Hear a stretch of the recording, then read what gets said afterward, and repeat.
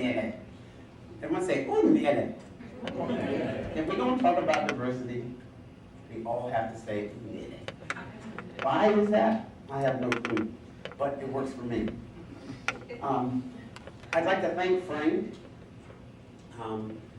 for this wonderful invitation and the entire executive committee that brought me here this morning. I think we're going to have a blast. So the very first thing that we need to do is we need to shake off every stereotype of what diversity training is, about what diversity is, about what it means to be who you are. We need to shake that off. So everybody go like this. Go like this.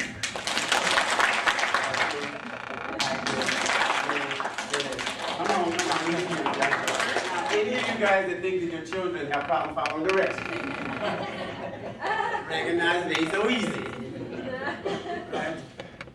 What does it really take to do what I just did? What does it take to do what you just did?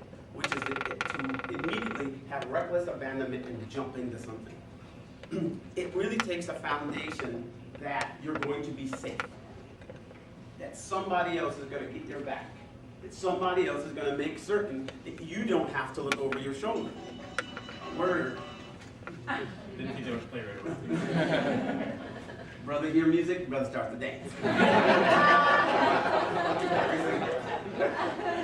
Okay, now. We don't have fun, okay? All right, so let's really talk about how this whole conversation is going to take place. Because what we have to do is establish what I like to call the comfort zone. And the comfort zone allows for us all to be emotionally honest so that we don't have to get our own back. That everyone else in this room is going to get our back by creating a foundation in which your answers cannot be wrong. The issue happens to be we all know the correct answers. We know exactly what to say when talking about diversity, sexism, we know exactly what to say. Because we understand that the wrong answer is an implosion of our careers. Which is why the one thing that people really hate to talk about in the corporate sector is diversity. Because it doesn't come with a roadmap, but it does come with an answer chart, right? Do you like that person? Yes, I do. How about her? Mm-hmm. How about that one? Certainly do. We're all the Rainbow Coalition. We all should get along. Well, see, that's the problem. Should get along and do get along are two very different things. Does that make any sense to you? And so my whole objective is let us set ourselves a scenario here. Let us create an environment. You think I'm crazy now? No, I am crazy. I'm trying to tell you. Let us set an environment that will allow for us to have, not me lecturing at you, or keynote speaking to you, but really for us to have an interactive conversation. Because recognize, I already got diversity down. Okay, me and diversity, we like cousins. Like a shadow kind of. Diversity goes someplace, I'm with it. I go someplace, diversity is following. Right? Because in a real sense, I don't really have a choice. Does that make sense? I have to be able to integrate with any group of people that I meet. I have to be able to make certain that I make them comfortable, that I can achieve what they need me to achieve. It's really no different for you though, is it? You see, and that is where this whole diversity brush can get confusing. It can get confusing because we start to stroke people and go, oh, white male, boom, doesn't like black folks. We'll do it in a heartbeat, bam! Right? I told you, that's crazy. You didn't believe me, did you? So the whole notion happens to be, we have to create an environment in which you feel like you can say what you really believe so that everybody can actually move forward in a quantitative way. We can still have our outcome, our outcome-based assessments. We can still have that. But the reality happens to be, we don't have to put on a mask that we really don't believe in. And that's what it is. In the morning, we all get up and put on masks, right? So when we're looking at hip-hop artists, we all go, oh my gosh, I can see his underwear. And it's true, you can. There's no doubt about it, you can. I mean, DVDs, boxes, you can see them. But what you don't understand is it's a mask. Everybody puts on a mask. What we have decided is that we put on a suit, that's an acceptable mask. So we say, okay, now this person is qualified in which to give us information. what I like to say to my son all the time is, just because it's in a book doesn't mean it's right. But we do believe if we read it in the book that it has some sense of authenticity and somehow it's correct. But if you get the wrong information and the wrong guy writes the book is wrong. But we don't think that. So the way that we really have to learn is we have to have multiple sources. You like that, Ron? I gotta work on that again. You think I'm crazy, right? Are we getting there? Okay, good. So the whole, I'm crazy, I'm telling you. So the whole notion is that we have to get to a point in which you can say what it is that you truly believe and not really worry about being attacked. Now, I'm really talking about a utopia of interaction, aren't I not? Okay, because within reality, we all are going to have certain landmarks that we're going to have to hit. We do recognize this. However, it is not a far cry to make certain that those landmarks are logical. You know, that we're not just going to the extreme so that everybody feels good. So I feel good. See, but it didn't make any, nothing got done. Nothing really got done. So feeling good is not enough. There's also a concept of earning the elements to get you to feel good. Right? How many people have kids that play t-ball? You know what I love about t-ball? The little children's faces and whatnot. But the one thing that cracks me up about t-ball is if they can't hit the baseball, are they really playing baseball? So what we have done is created an entire society in which it's like, hey, everyone's going to get to win. And because we've created a society in which everyone gets to win, what things don't happen? People don't learn how to lose. And it is the most crucial lesson and element to diversity. The reason that diversity is like a wildfire through the corporate sector is because everyone believes that at every moment, everybody got to be happy and everybody got to win. And that's not kind of how it works. You kind of go to school, you kind of learn to read, versus just be in the English class. Right? You're able to regurgitate the information that the teacher gave you, and then you pass. And then you move on, and you get rewarded for it. But there is no incentive today for anybody, black, white, or indifferent, to succeed. Because if you sit there long enough, someone's going to say that you should have it because. You know? And it's really funny because when it comes to the concept of, let's talk about for a minute, affirmative action. When it comes to affirmative action, this is what the brother said. Oh, I'm the brother. Just need to let you know that. What did the brother say? The brother says, I don't necessarily believe that we need affirmative action. But I believe that we're not at a place in which we cannot have affirmative action. I believe that any person, given an opportunity, will be able to show you whether or not they have a right to have a job. Now, this is what I say. Sometimes people go, well, you know, that man got it because he was black. That might be true. Straight up. But I've never met a chief of surgery who was black, who couldn't do good surgery. There's the point. It's not necessarily that they got it because they were black, but could they actually do the job?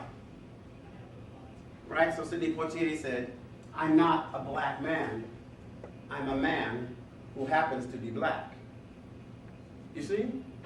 Now what happens, of course, sometimes is people won't let me be a man who happens to be black. Why? Because it's basic arithmetic.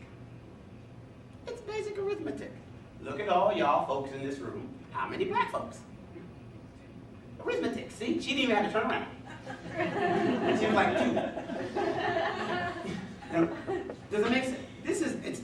She's not racist because she's able to point out there's 2 black people in the room. What she is a really good mathematician. Homegirl can read percentages.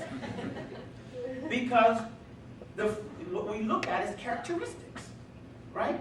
That's what separates people, characteristics. Well, the most predominant characteristic, color. Color. That's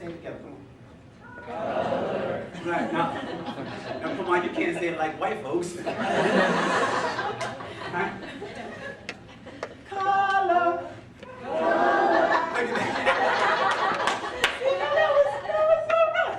No, so the whole objective is that we have to get to a point in which we're not necessarily just looking at this thing from a concept of color.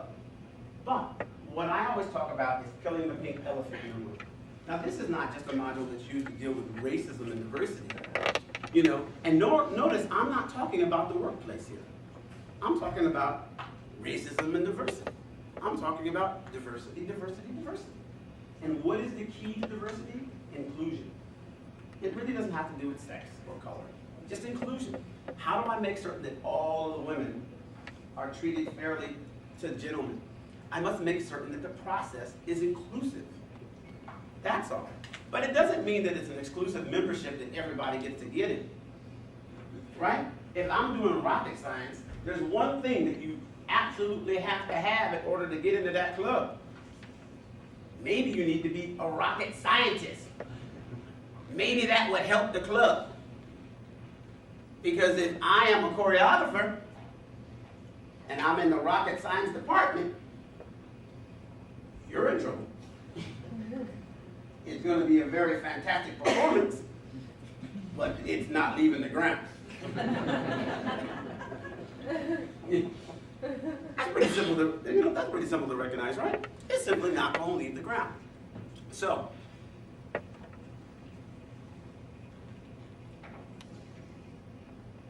no, I'm just looking at the colors. No, I was reading her name. I got to get close. I have bad eyes. No, I don't. No, I don't. Sometimes I'm just going to go on a tangent. I want you to know that now. I'm just going to take off. See, it works, doesn't it? No. Now, first of all, we have to talk about, just for a second, I have to digress. I want you to know that America is running on Dunkin'. Okay? All right. Yeah. Now, how many people here stopped at Dunkin' Donuts this morning? Now, how many people wish you stopped at Dunkin' Donuts this morning? Okay, cool, as long as we're clear. So, again, what is the major tool necessary to be able to ignite and to be able to honor or to be able to establish diversity? What's the word? Inclusion. Inclusion. That's all. If you are inclusive, but you kill the pink elephant in the room, well, what's the pink elephant? Oh, that would be fear. You know, you have this young guy that comes in and he has a nice suit on and whatnot, and he meets most of your criteria. And then you have this other gentleman that comes in and he has a suit on and he meets all of your criteria plus one. Then you go, well,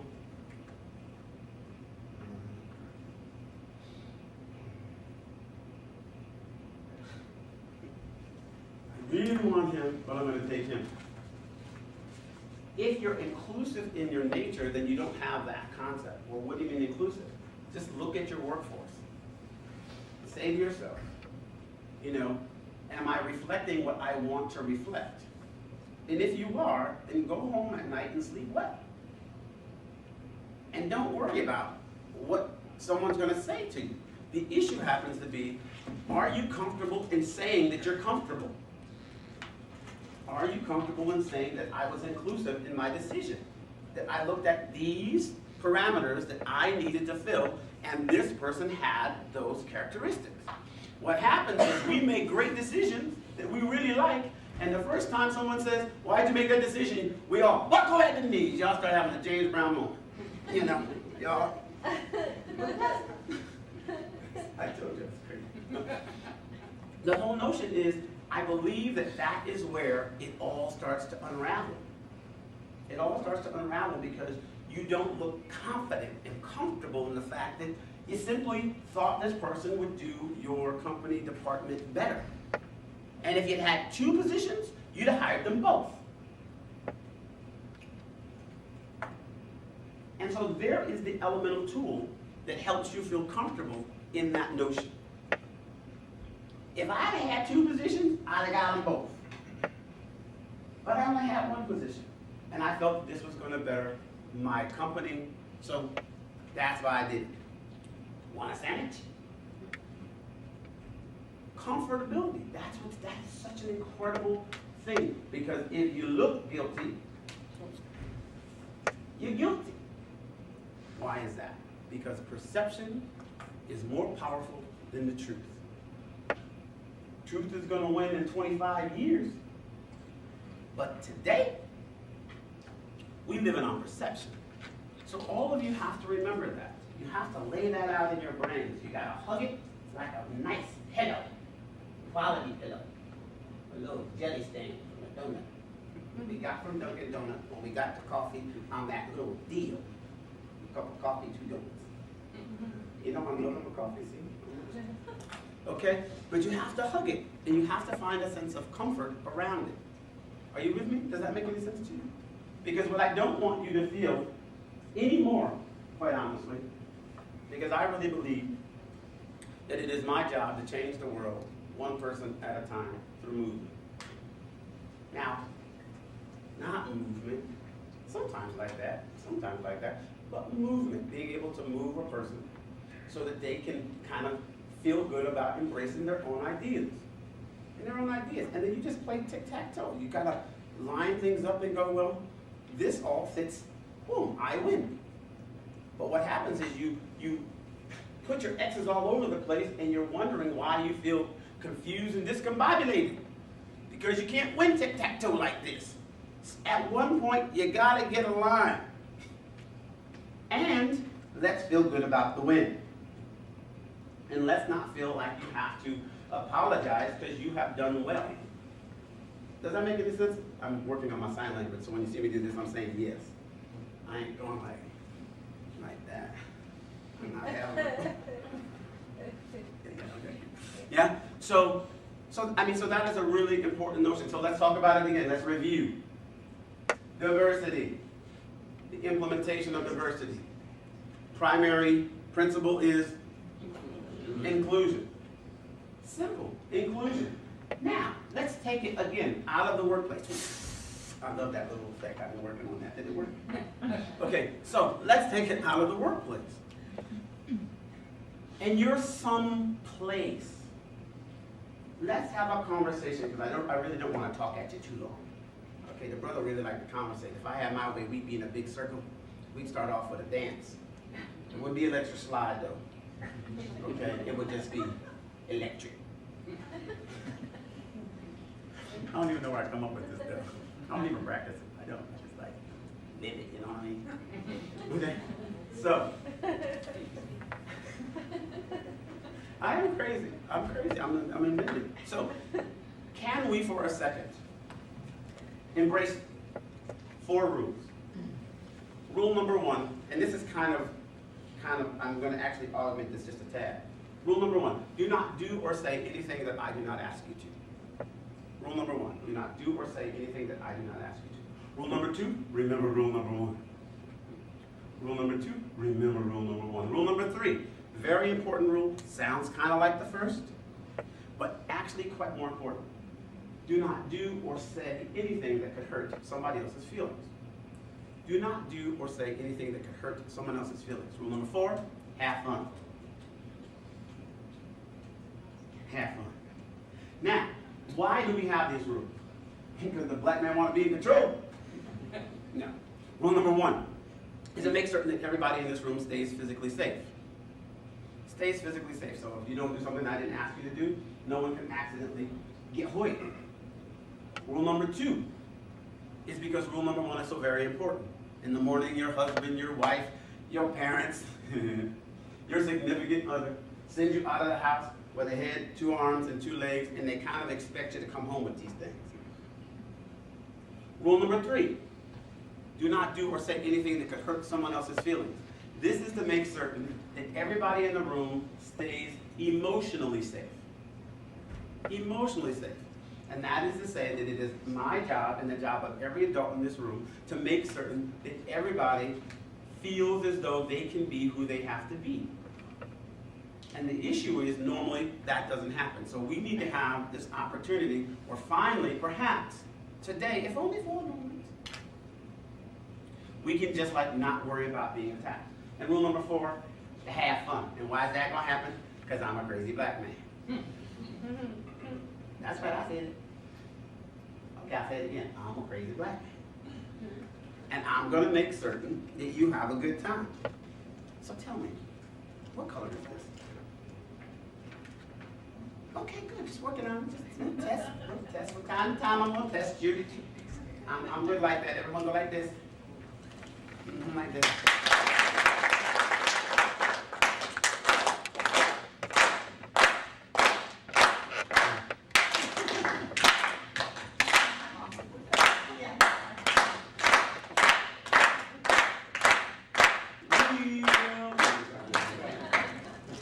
No, what's really amazing is that when I do this for like 5-year-olds, they get so excited. I noticed that it actually worked for high school kids too, so I do it with corporate people too. And they all laugh, it's great. And they're like, why are you doing this? Because it's fun. You remember that? Okay, so what we're doing there is we're establishing a comfort zone. And this is really crucially important if you wish to really be successful, not only in the concept and the conversation of diversity, if you wish to be successful in business. And I don't mean marginally successful. I mean incredibly successful. Because when the people that you are around believe that they can accomplish something without you, and that you will give them the space to do so, they will prosper at a breakneck pace. But when you tell them they only gonna get that much, they only gonna give that much. The one thing that's missing in most corporate entities is inspiration. Right? We stopped inspiring the people that we work with. Inspiration is one of the foundation principles of diversity. How can we tell? Martin Luther King Jr. was the master of what? Inspirer. Gandhi, inspirer. Degas, inspirer. Okay. You're thinking what happens with Degas? Well, I like that Degas did the little dance painting. Sing. There's a circle for me, personally. It's okay. No. So, inspiration has to be a major focal point of being able to make certain that diversity is being celebrated. So let's talk for a second. Now I want you guys to raise your hands. Well, go ahead. Just testing. Okay. Now here's the notion. I don't really want you to feel like I'm going to pick on you, because I ain't going to pick on you. The brother doesn't know how to pick on people. But let's just have a moment to discuss a notion. What is diversity to you? Because here's the biggest issue with celebrating diversity or even having diversity. We haven't really defined it yet. No one really knows what it is. Because the definition in the dictionary is not the definition that we're dealing with. So what is diversity? So let's make sure we have like a smattering, at least from every part of the room. Tell me what diversity is. Go ahead, someone raise your hand. Yes, sir. Art Daniel with CNS Companies. How are you? Outstanding. What's going on, man? You know what I'm saying? All right. Basically, in my belief, I want to treat people the way I was taught to treat people. With respect that we expect back at the people we want it from. Anybody in the world, you basically treat people the way you want them to treat them. And that's what it comes down to. Fantastic. Anyone else? One else. Come on, who else? Because that was a fantastic answer. Let's have a hand clap over here. Come on.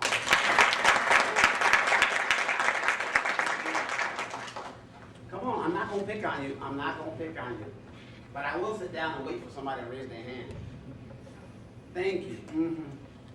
Well, I mean, like you said, inclusion is important, but even though we sometimes include people, we still prejudge. So it's the removal of that prejudgment and presumption about that person when they walk in the door. We assume that we know something about that person because of their presence the moment they walk in that door. And if you treat each person as an individual, regardless of their color, their hair, their outfit, the way they walk, the way they talk, their hand gestures, then you're gonna get to know that person more than who you think they're gonna be. Yeah, please.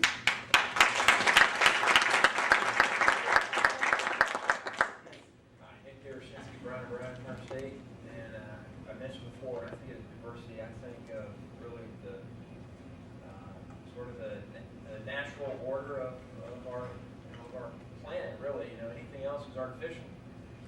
So in diversity, we got tremendous diversity in a lot of respects all over the world. So if you're dealing with a situation or an organization or a company or a country that doesn't have that, it's sort of artificially created environment. It's sort of the way I think. Okay.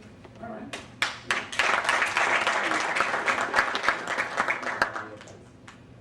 Okay, the brother going right. Somebody else, raise your hand. Come on now. Now, isn't this wonderful? I just think that this is great. One quick second. This is fantastic. Anybody have children? Raise your hand. Robbie, why don't you participate in school? Robbie, if you sit in the class and listen, you'll absorb a 75. Robbie, you got to answer questions. The teacher said you don't participate. Wonder where he got it from. You all are incredibly educated, motivated, interactive personalities, and I can't get you. It should be like popcorn in this room. You got a crazy black man at the front of the class talking.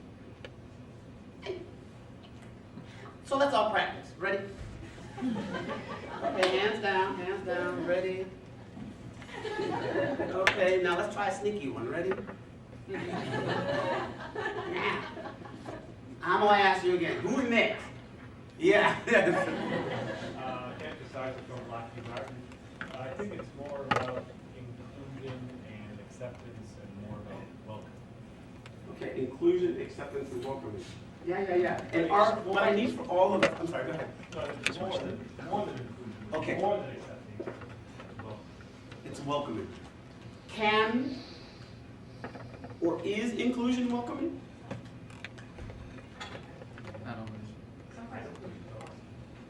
Not in all cases. Is integration can be forceful, but inclusion at its base means what? You're forcing a situation. Does inclusion mean that you're forcing it, or does integration mean perhaps that you're forcing it? Jonathan Lockheed Martin, including really means that you're welcoming them, that you're asking them to participate more than trying to force them, but you're including them. It's like they're part of your group, your community, your team. Because I think that you're very, very right, but I think that that's at the base of the conversation. Because what happens, you know what we really do a lot? We get stuck on words. How do you know that somebody is included? Because we're all sitting at the same table, and then I never say a word to her? That's not inclusion. Or, how many people here work with people? How many people here invite people that you work with on a day-to-day basis home for dinner? See, inclusion. Inclusion is about the folks you're going to hang out with without someone telling you that you need to. That is inclusion. So at the very base of that, it is welcoming without any doubt whatsoever. Does that make any sense? I mean, that is it. When I share my personal story with you and I tell you my pain, Lord knows I'm including you. Because in this world, we're taught, hey, it's all right. How's your mom? She's fine. You know she just had a diabetes test. You know that she's not fine, but mom's going to be okay. Thank you very much. Right? So there was no inclusion in that. It could have been a welcoming comment. And the focus might have been welcoming, but what was the result? Not the result of what you thought, but the result of what they received. Inclusion isn't based upon your propelling something at somebody. It's based on their receiving what you're giving them. And you test that market, and you're able to look at the results by how they react. So if you believe that you're being inclusive, the only thing you have to do is check on the people that are calling on you. Just look at the people that are calling on you. If you have a very broad-based of your workforce that is calling on you, not just for problems, more importantly for celebration. Hey, my son just graduated high school. Do you think he could drop by the house? Inclusion, 100%.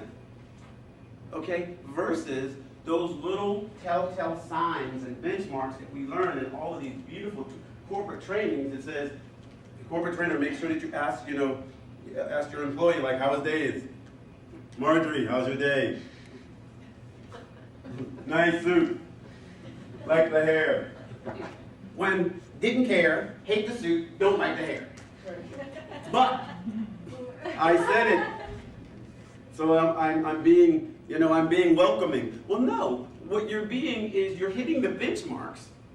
But have you ever been to a party that you knew you really weren't welcome at? So here's the point that I always tell people. They get it before they walk in the door. They get that they're not included. They get that you don't want them there because you never asked them there before. And you didn't tell them about your son Johnny, and he didn't get to go play golf with you more than once. That's how you know. Now I tell you, this brother is an inclusive brother. It's a full-time job to be inclusive. Let me try to tell you. Because I'm always like, you want to come over? You want to eat the brother bean? The brother 3 kind of beans. It's a really incredible recipe. No, sorry. No, but that's really it. So I think that that's really brilliant. I mean, it really is brilliant to recognize that it is about welcoming. But I think what we have to do somehow is jog these vocabulary words to start to see which word includes the other. Because the issue is the definition of diversity is still too broad. So nobody knows what we're talking about. So then how do we get that point across? Kill the pink elephant in the room, you tell them. You tell them exactly what you're talking about. No issue, no misunderstanding. I tell them, we're going to celebrate diversity today. Now, raise your hand. Raise your hand if any of you were certain what today's discussion was going to be about.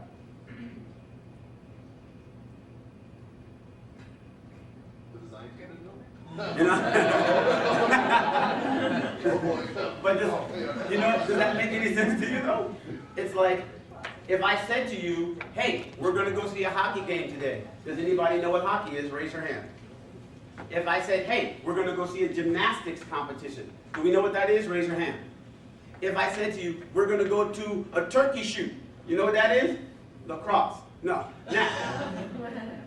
But if I said to you, as has been said to you, we're going to come and talk about diversity, none of us really knew what that was. But I will tell you this, honestly, most of us knew that somewhere in there we were going to be talking about black. Then we get here and we get PC and go, we're going to include the handicaps. We're going to include, yes. Diversity means black folks. That's what it means. It gets broader in its application, but when people hear diversity, they hear black, period. No questions asked. Because you're not really worried about getting sued because the woman didn't get the job. Kind of, but that ain't it. And you ain't worried about getting sued that the person that is multi-capable, as I like to call them versus handicapped, didn't get the job. But you were so very worried that the black person didn't get the job. Because the black person can give you a black eye. No pun intended. You understand? And that is what I talked about when I said the major proponent to stopping diversity, true diversity, is fear. We do not kill the pink elephant in the room. And so we come up with 1,000 modules that constantly rotate and expand and get expounded in the whole 9 yards. When diversity started, it meant this, and now it means, oh, everything. And so you become afraid to even move.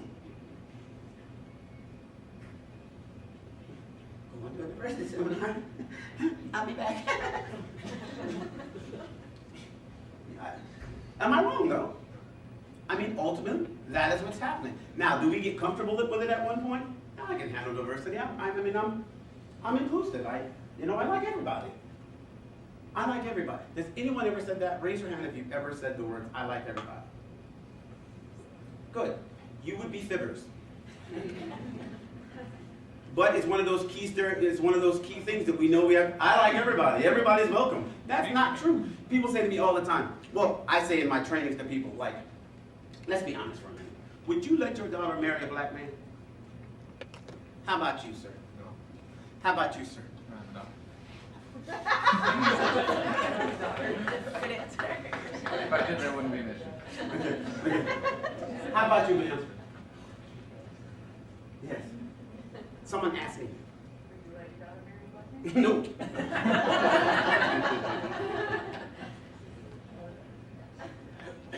Who's the black man?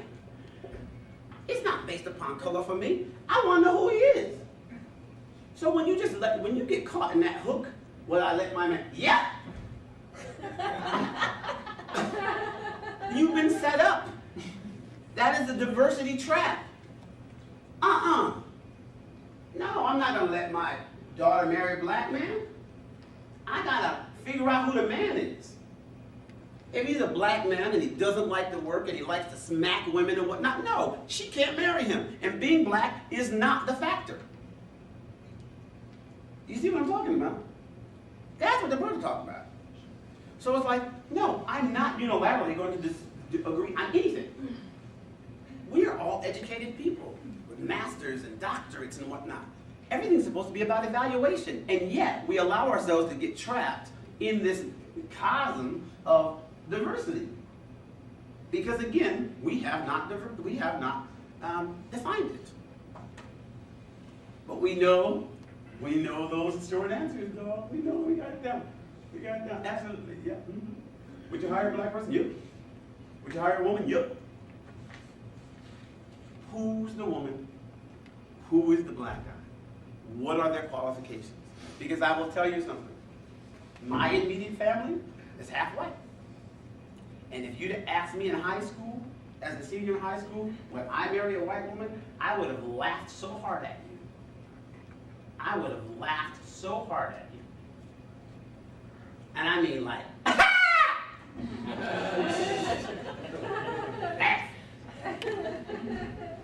it just would have never happened in my world. And even at that time, quite frankly, I already had white folks in my family. And we would laugh at Aunt Lise because she couldn't dance. And it was a funny part of the family reunion. Cousin go over and ask her to dance just so the rest of us could laugh. But the reality happened to be that what my uncle was at that point was far more ahead of the curve than all of us were at that time. Because he was looking at the heart and not at the color. So now here I stand with a white wife, a white son, and an interracial daughter. And guess what? When I started doing all of this different diversity lecturing some time ago, and I had a colleague from the Urban League down south, and we were doing a lecture together, and he went out and he got totally lambasted by this audience because he gave this really riveting speech about blackness. And then after that, he invited his wife up on stage, and she was white, and they went off on him. They went off on him. This is one of the places where I learned the kill the pink elephant theory. What did Sean McLeod do when he went on stage? First of all, my wife is white, and I dare you to break on me. I started talking the language. It was like, see, because I didn't marry a color, I married a woman. A woman that helps to take care of me. A woman that helps me to feel safe. A woman that I can show my vulnerability to. And last time I checked, I didn't have to check with you on that. But am I here to do my job? And the whole audience, full of brothers and sisters, were like, word, I feel you. Get it done, Sean, get it done. It's just real simple. It's just real simple. It's real simple. When you kill the pink elephant in the room and you can speak with conviction from your foundation, any person will at least respect that. They don't have to agree with it, but they'll respect it. And those are the ideologies that I learned by watching everybody that was older than me as I grew up. Person be like, well, you ain't got to agree with me, but we still can be friends. And now somehow, if we disagree with one another, we can't hang out. So you really, I think we have to take a look at that. We have to take a look at that. We have to define diversity. And most importantly, what you must understand is, rarely are you going to be able to define it for somebody else. So you're going to have to define it for yourself. And whenever somebody's going to ask you about participating in diversity, the very first thing you got to do is ask them, well, what do you mean? Would you sit on a diversity panel? Well, what exactly do you mean? What is your definition of diversity? Does that make any sense to you? Yes, my friend. Yeah, I like your laughing, Martin. So I like what you're saying. So I think the core of it, though, is you really have to define yourself. You know, a lot of people, you know, whenever I talk to some of the youth, they haven't really defined themselves yet. So unless you define yourself, you really don't know what's diverse from you. Right. Because you haven't even defined yourself yet. So as, you know, we age, we get stronger in our core values, we understand who we are, and a lot of times that, you know, we're able to hear other options. We have to respect them, not necessarily accept them. Right? So, you know, I hear where you're going, and I agree with it. You know, but at the end of the day, if we don't define ourselves and our core values, you don't even know what's diverse from you. I mean, you really are on it to about 90%. That last 10% where I think it kind of diverges is, again, is that if we don't get it at 13, we probably won't have it at 19, and we won't have it at 29, and we won't have it at 49, as a rule. As a rule. Now, can there be a change? Of course there can. But what's needed for the change? Inclusion. That's all.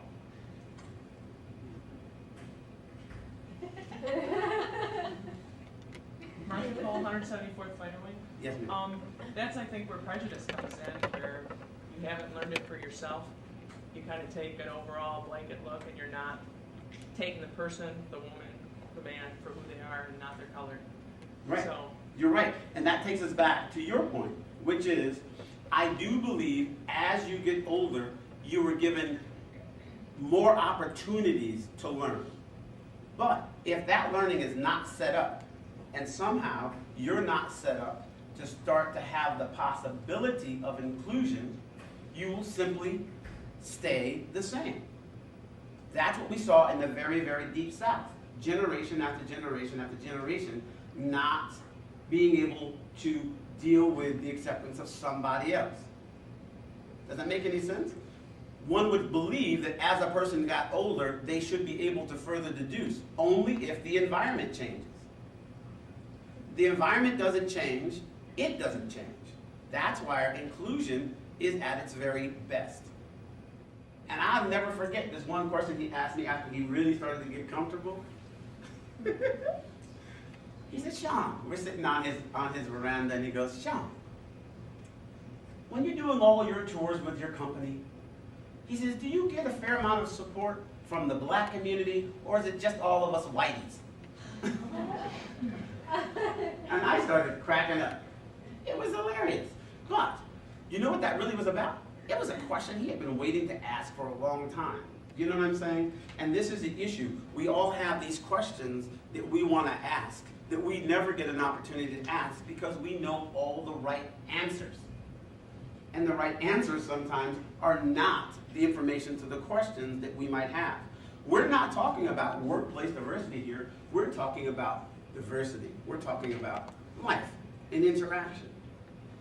And I do not believe that you have to feel bad that your first inclination is, no, I don't think I'd like my daughter to marry a black guy.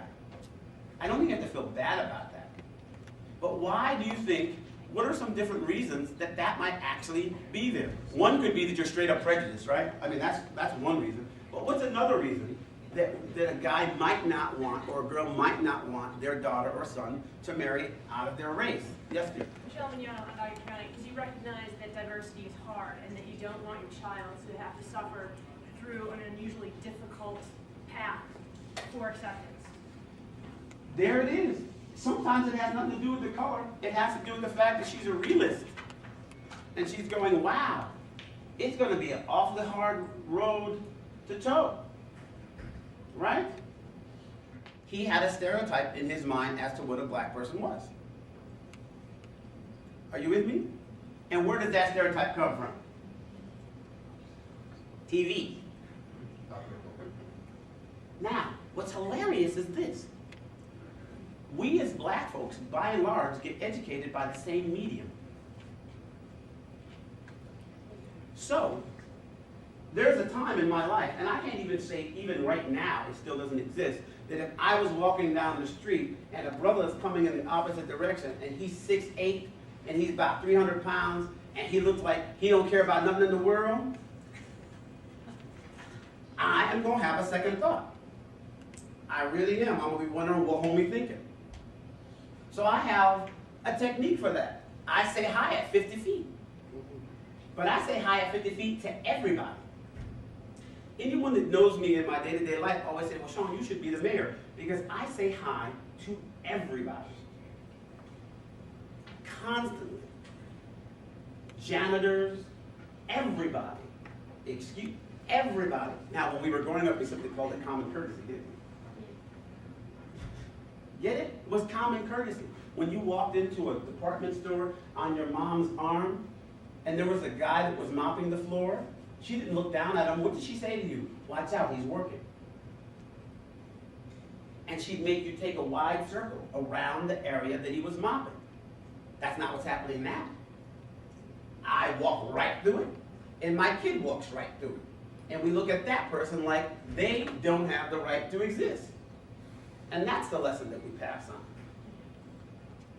Right? I mean, how many times do you see it? So that is kind of where this rigmarole comes. So when the father is concerned about the challenge of the potential child and what challenges they're going to have in this relationship, it is only with experience that perhaps they recognize that there is no guarantee. White does not guarantee a great relationship. So then you got to start looking at the characteristics of the person. So no, my daughter will not marry a black guy. She will marry a guy that meets my criteria. That's right, I didn't say hers. What, you think I'm lying? No, he will meet my criteria. Or I am going to scare him away.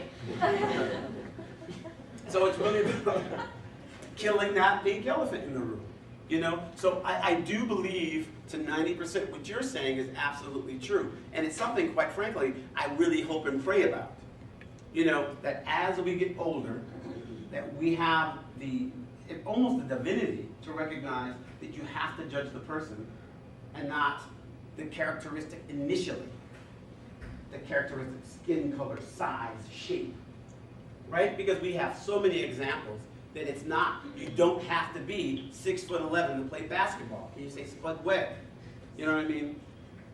I mean, we clearly have proven that we don't have to be tall, Pistol Pete.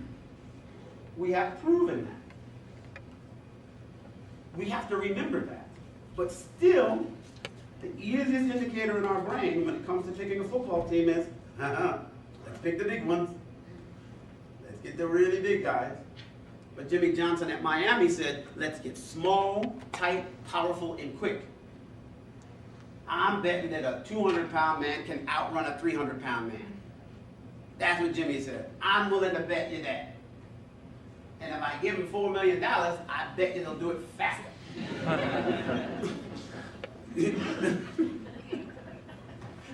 That was crazy.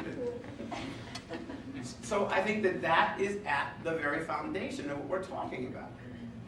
Diversity and being able to celebrate diversity and live with diversity really comes down to the principles of inclusion. Yes? Yeah, no, like your last part. Yeah. I like your point. I think where people get struggle with it sometimes when you say inclusion, like who you're going to invite over and that type of thing. That's one side, but like you said, you want Jeremy to marry someone that meets your criteria. Mm-hmm. So I think it comes back down to what Art said in respect. If you need to respect others, but if I'm Christian, right? So if I have a person that worships Satan, I might not invite him into my home, to hang out with. I'm open to why he may be worshiping Satan, but I don't think I'm gonna invite him to hang out. But I respect his opinion. I mean, we're a free country. You can worship that. We can talk about it.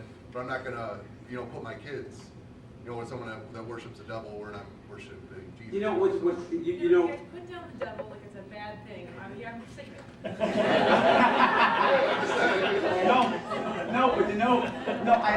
I feel. You can respect the opinion, but I don't think you necessarily have to invite people over for dinner to include them. I feel your point. I really feel your point. But it's. I say this: if we want it to stay the way that it is, you're right. But if we want it to change, then I think we do got to invite the person that does Satan into my house. But what I don't do is go into their house. Let's give yourselves a hand clap, people. You did it.